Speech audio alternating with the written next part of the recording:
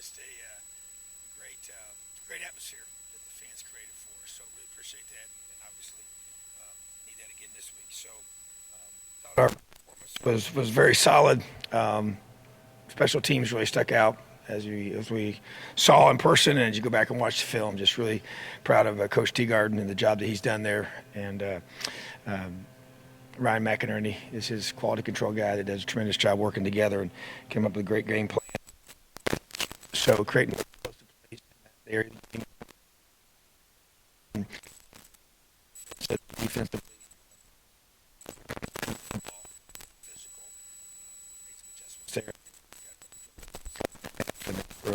Early in the third, and offensively being able to get some more guys involved, I thought was very important for us to be able to do that. Some different guys, and getting Michael continue to grow and develop and comfortable with his situation. So just a very important game for us. Now we turn our full attention to Cincinnati, and just really impressed with their football team, and have a chance to spend the last couple of days watching them, and really Coach Fickle's done a tremendous job there in both recruiting. Last couple of seasons they've won a lot of football games, and very, very talented quarterback, and just a lot of good speed and skilled guys across the board and in the backfield, and big men up front, and defensively very, very disciplined, very sound, and don't give up a lot of things, and really do a good job tackling and keeping things in front of them. So really, really good football team. They're ranked what they are for a reason, and they've earned it. So just very excited about the opportunity that it creates this weekend, and excited for our fans to be able to be there in full force. I know it's already a sellout, and just really means a lot to me that the fans are getting behind us, and we understand the opportunity that this presents. So really excited about this coming weekend, and ready for questions.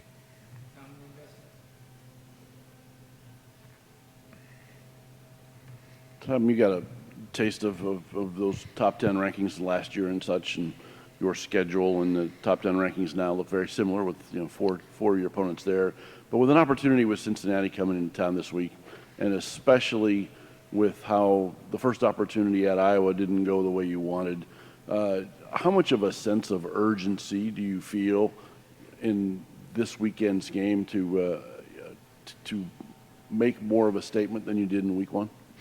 Well, I think that's, sense of urgency is probably a good way to put it. I think there's no question that's what this situation creates. I think that just like you mentioned, you have opportunity week one, and we're going to have many opportunities as you see the polls out as the season unfolds to be able to play against top teams in the country, and our schedules is full of them, and this is the next one. And so we told our team yesterday, and it's the biggest game of the season because it's the next one, and our guys understand that. And but yes, what an opportunity that it presents itself, and the chance to be able to just go out there and prove yourself every week, and that's really what it comes down to. And I think that's what we talked about, even before 2 weeks ago, and leading up to that, just being able to understand that it's about earning it every single week. And when you play such a schedule like we do, then you are blessed with the opportunities to be able to play elite teams consistently. So you, no matter what happens in the past, good or bad, you got to flush it, and you got to get ready for the next opportunity, and that's what this one presents. And so definitely one that we want to make sure we're fully ready for. You mentioned at the top just talking about Mike and his seeing his comfort level improve a little bit. I guess just wanted to see if you could elaborate on that a little bit. What did you, when you had a chance to watch him again, just how are you seeing him progress in terms of getting more comfortable in there? How do you think you guys did from a play calling perspective in creating rhythm for him and starting him on that lane? How much closer do you think he is to looking like himself at this point? Yeah, I thought it was an important next step. Definitely have more work to do, but I feel like that it's important to get the run game going. With Stephen Carr, and he was our offensive player of the game, and I think that's indicative of how their offensive line blocked, and the perimeter blocking, and tight ends blocking, and he and all the running backs run the football well. But I just think getting that established, and then being able to have good sound protection. A couple things in there that we didn't. It was going back and watching the film, meeting as a staff. Just kind of continue to help him feel comfortable with even just the progressions and play calling, everything that we're doing. And I did think, though, there was one where, he and was flushed out of the pocket, got a face mask call, and then ran and slid. I just think just the decisiveness of that decision was good, and just to be able to get back there and just play football, and not overthink things, and that's the part of it you're just working through, and that's where I think it was. You just got to continue to play, and so I think it was definitely a very positive step in the right direction for Michael, and just getting more comfortable every single week. And like I said, during the week, it's not an issue because you're just you know the situation and you'll be able to know what's going on around you. But I think he just, I thought last week's practice was better for him than it was the week before. So I continue to help this process move forward. I think you're just going to see him just keep getting better and better. Coach, I wanted to first ask you about the status of James Haddon and Jalen Williams, and then some of your impressions of Desmond Ridder, a big QB who's got some NFL potential, obviously. Yeah, so we do expect Jalen Williams to be back this week. And so James Head, I doubt will be. He's still coming back from an injury, and so he's progressing well, doing more and more every single week. I think he'll be back hopefully in the near future. But in regards to Desmond, he's a special player. The thing about it, he's a long guy. He's 6'4". He's big. He's 215 plus pounds and runs a lot. Runs really, really effectively. And as we all know, that puts challenges on a defense when a quarterback can do that. And he stayed healthy. He runs the ball a lot, but has to be able to stay healthy, and that's a tough thing to do at this level.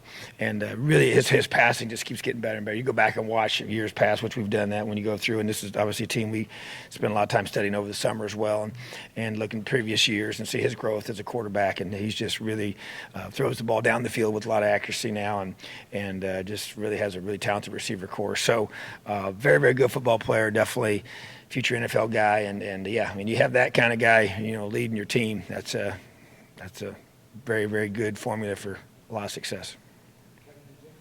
Yeah, Coach, I know the secondary's been pretty banged up through the first 2 weeks of the season. What's your assessment of the back end so far, and what are you looking for, next week against Cincinnati? Yeah, we have been a little bit, and Devon Matthews, we'll know more about him later this week, but we also did find out that Chris Keys tore his ACL in the game. And so he'll be out for the season, which is disappointing for him, and I really feel bad for him. And he's worked really, really hard. So Noah Pierre is really going to probably be elevated in his move him from playing mostly safety to playing corner. And so, but that's just part of going through the season, but getting Jalen back will be big for us, and just got to continue to develop our younger guys, and that's where it's going to be big, and hoping to get Jonathan Haynes back in the mix this week as well, and so that will help us as we get Devon, aka Monster, get him back with us as soon as possible. So, but yeah, it's just every year it seems like maybe a certain position that has a little more challenges than others, and that seems to be our spot for this year. But guys are working really hard back there, and obviously their role is going to be huge this weekend because our secondary and can be tested by a very, very talented receiver core and really, really elite quarterback. So just expect them to be play a little better this week than we did last week. And that's the whole key. Our defense made a lot of growth in some areas last week or week 1 to week 2, and because of that, Mike McFadden and Ryder Anderson were both our defensive players of the game, and just those guys, their leadership and their production continues to be at a high level. So just really encouraged by the secondary. I know they caught some passes on us underneath. A lot of that was leverage and positioning, different things. But just got to continue to get better. And I know we will because our guys are really, really motivated, and we've got a great staff. Coach, getting back to the offense, getting them going, obviously that starts and stops with the offensive line. Mm-hmm. The progression there, it's a veteran line, so thought it may be a little bit further along. They give up back-to-back sacks the other night in a sequence that probably didn't make you very happy. But where are they right now, and how far along are they to getting both the passing and running games going? Yeah, to me, I need to continue to develop there. The 2 plays that you alluded to, first one got beat on a TE stunt, which, shouldn't happen, was a mistake in communication. And that's kind of what I talked about before. I think that's the part you have to continue to work through when you have the guard tackle working together. And as with Luke now back, those guys have another week to be together.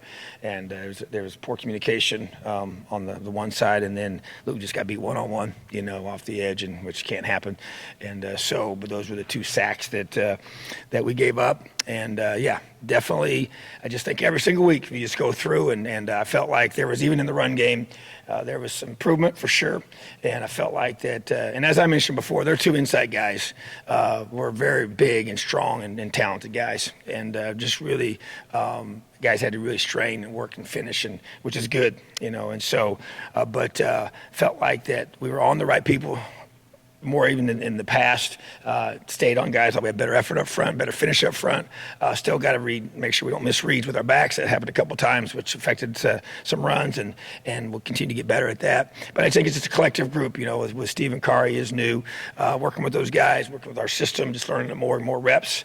Obviously wasn't here over the summer, wasn't here in the springtime, so you just continue to get everything we've done from fall camp on. So yeah, it's just a group that has continued to mesh, and to me, that's what we always say. The teams are made during the season, and you just every single week that the work that you put into it and everything that we do in practice. And one thing we're doing too a lot more of this year is we're doing more good on good during practice to be able to create a better look for each side of the football, to be able to really do a good job of preparing our front, because that's the key on both sides, to be able to work against high-level guys that can give you the proper resistance, the proper movements, and you have to execute technique at a high level to be able to get that. So that's something that we're really working hard on, and our O-line needs to keep coming together. They have to play really, really well, because it definitely starts and stops with them.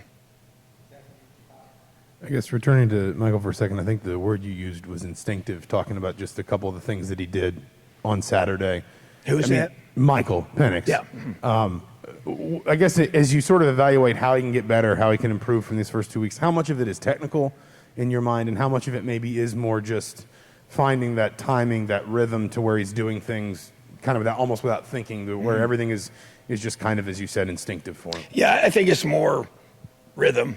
I think it's more timing than technical. I think it's being able to do what you do, fundamentally sound at a high level, with being live. And I think that's the key, and just the whole dynamic that creates, and the part of it. And that's where, like I said, you only get that on game day. You're not going to do that during the week. The timing you do, those different things, but doing them when it's live, when there's full pressure and everything is full speed and tackle, that's where that's why the games are so critical, and just being able to, even in the game, Saturday, to keep them out there as long as we felt we should and needed to be able to get what we wanted to get out of that was very important, and still be, wise in how we used those reps, so, and then get a chance for Jack to compete and play at a high level. So to me, that's really, really important that he's able to do that. And I feel like that, the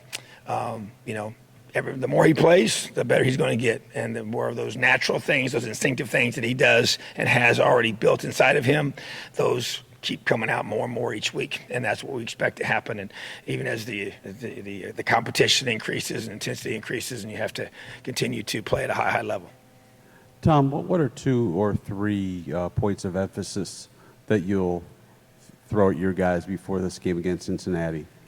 I think number one, it's a just continued focus on just a relentless attention to detail. I just think that has to be, how you perform in those pressure moments. We've had a chance to play, really, really good football team week 1, and that exposes certain things. And so now they have to be able to, another opportunity to play another top 10 team, and to play them and have the execution of our offense, execution of our defense, execution of our special teams, and at elite level, the attention to detail in those things, in those moments, against that type of competition.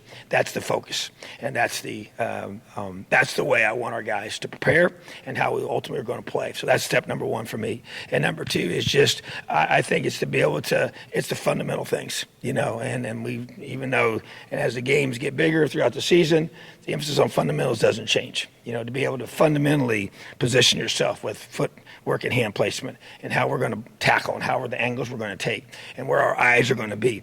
We're just still just continue to teach those things, because that's where those are fundamental things that don't go away.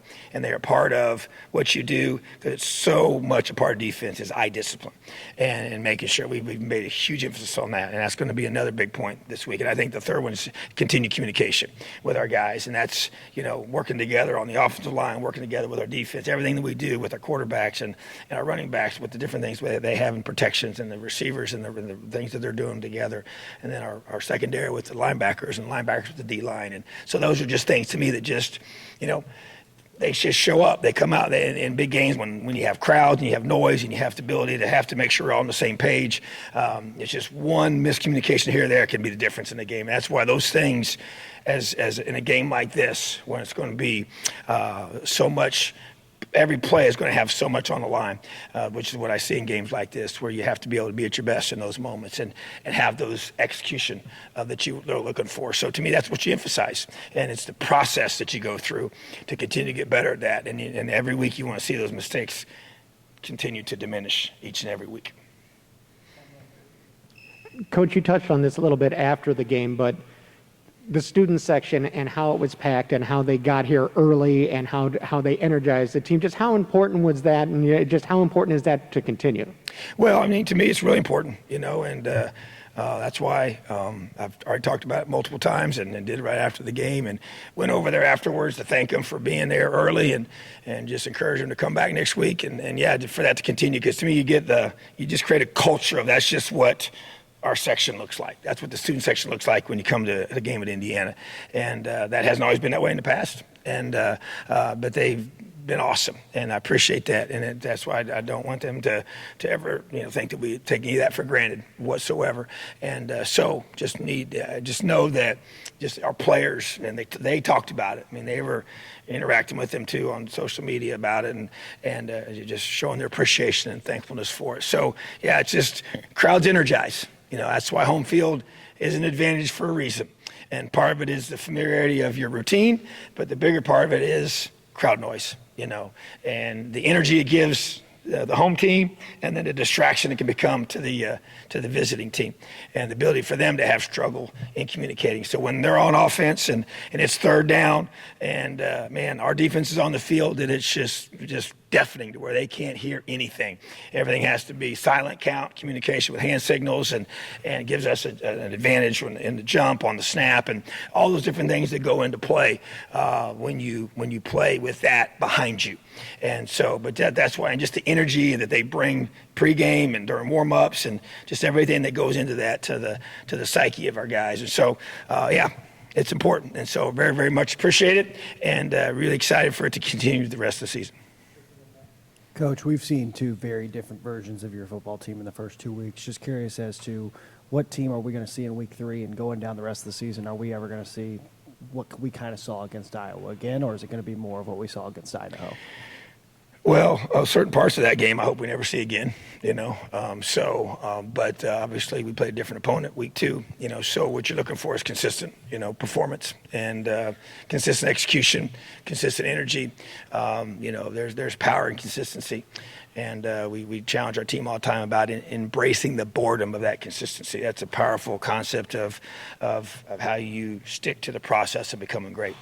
And it's something that we teach a lot of time to our guys. And even though we got a lot of guys that play a lot of football, you can never, you just have to maybe rephrase it in certain different ways to be able to emphasize it, so it doesn't become stale. But at the same time, that's what you want. It's consistent performance. And so to be able to execute things I've talked about, answering previous questions about, to be able to do the fundamental things the right way, critical moments of the game, and being able to execute offense, defense, special teams in those moments when it counts the most, and when the game's on the line, and when there's a lot to play for. So, but that's where, you want guys to get to where that just becomes the norm. This is how we play. This is the standard. It doesn't matter. The opponent doesn't drive that. The clock doesn't drive that. The circumstances don't drive that. You drive that, and you control that, your focus and your attention to detail. So that's what we're trying to get to as a program, as a team, and that to me is where, you want to be able to have just that steady. That's who we are when we play. That's what we talk about, our DNA on each side of the football. Offense, defense, special teams. That's who we are. That's what we're known for. And when you see us play, that's what you think of. And that's what we want. And that's what we talk about. Those things are plastered in every single room. We talk about them every single day. And we want that consistent performance from our guys. So that's the expectation, for this program, is to be able to perform in those moments at a high level.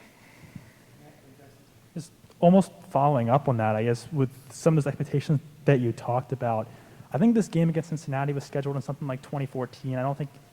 You weren't here yet at the time. And I guess seeing kind of the evolution of both programs kind of on a larger scale, was this a game that you expected 5-6 years ago to be a nationally relevant game like this? How have you seen both of these programs develop to the point where this is a game that, I guess, matters at a national level?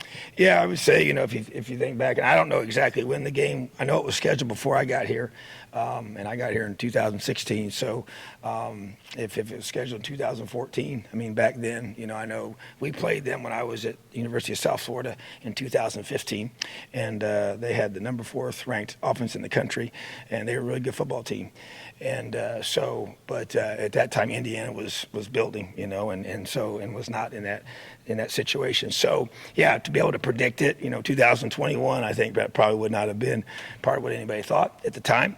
And so I think it's even been written about in the summer about the upcoming game, anticipation of this game, the two programs that are in a different spot than they have been in the past. Even though Cincinnati was a successful program at that point, they weren't top 10, And so, yeah, they've elevated their program and we've elevated our program. And so definitely different than what it would have maybe been projected when it was contracted, all those years ago. So, but that's what makes it awesome and exciting and a great opportunity for both programs to be able to play in these types of games that people are talking about and they're interested in. And that's how you build your program. You get those opportunities and a chance for them to be put in a certain position. And then when those come, you got to take advantage of it. This is a little bit of, just going back to Mike again, I know it's changing direction a little bit, but I guess when you look back at how you handled him at camp, you were obviously just very careful. I guess, do you look back at that any differently? Would you do it any different in hindsight? I guess it doesn't seem like you'd allow contact in any way, but do you think there's anything more that you could have done to put more stress on him, to get more comfortable, or do you feel like you guys did as much as you could to do that in that scenario? Yeah, we've gone back and talked about it. I don't think there's anything we would have done different physically. There's no question he would have ever not gotten hit. That would not have happened.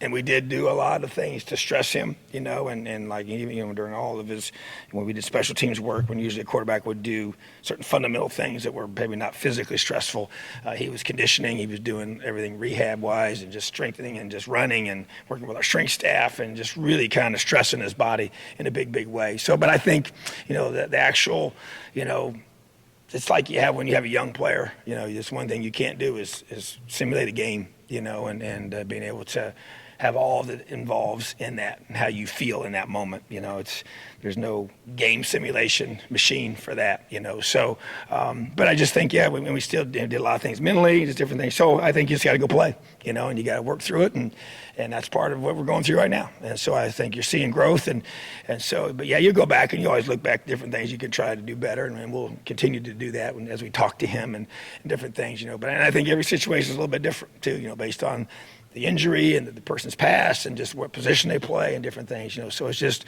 obviously one of those where, is not a point where you would say, hey, we wish we would have come down and had our guys tackling him, during fall camp. That wasn't the case, and you would never do that. So, but here we are, and he's growing and getting better and feeling better about it. So that's what you can do. Yeah, Luke Fickell is a guy that has a Big Ten background, a defensive background. Do you have any encounters with him maybe over the years in recruiting and so forth? And what kind of defensive personality do you see that kind of rubs off on their team? He's one coach I really don't know very well. I don't know that I've shaken his hand a few times, but don't really not spoken to him. We've not sat down and talked ball. But just a lot of respect. He's a wrestler, so that's always one of those guys that a lot of respect for that. I love that.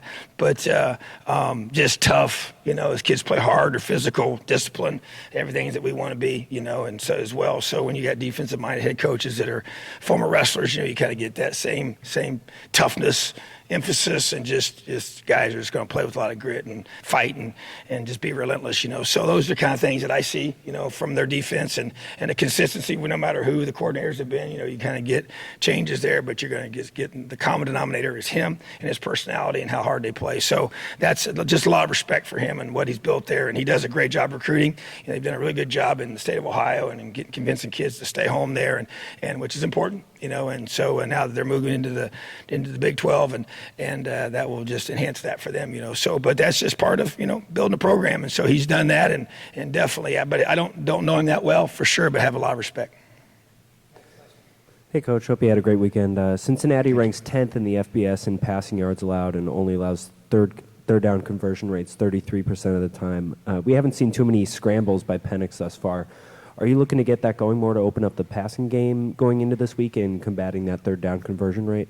Yeah, I think, you know, just anytime you ability to move the pocket around, I think it's a positive thing, you know, just to be able to, you know, make it more difficult for them to pressure him, you know. So, but it, once again, as we've stated before today, it just starts up front and our ability to truly, you know, protect him. But also, you're right, you know, just like we do with different parts of our scheme, you know, you want to be able to change certain points so they can't just, you know, target whether they, you know, it's the coverages you run on defense and the way you look and the way they look and present it, and whether it's your punts and your pockets and all the different things that you do, you know, football wise, you know. So yeah, I think that's just a part of the continued growth of him, because he definitely, you know, I mean, he's, you know, he can run, and you've seen him run around, and that's not an issue at all, and he's 100% with all that. So it's just a matter of him just being able to continue to move around and play football, you know, and get open, you know, whatever people are stressing us, whatever way, we just extend the pocket if we have to, slide in the pocket, move around, and get the ball downfield.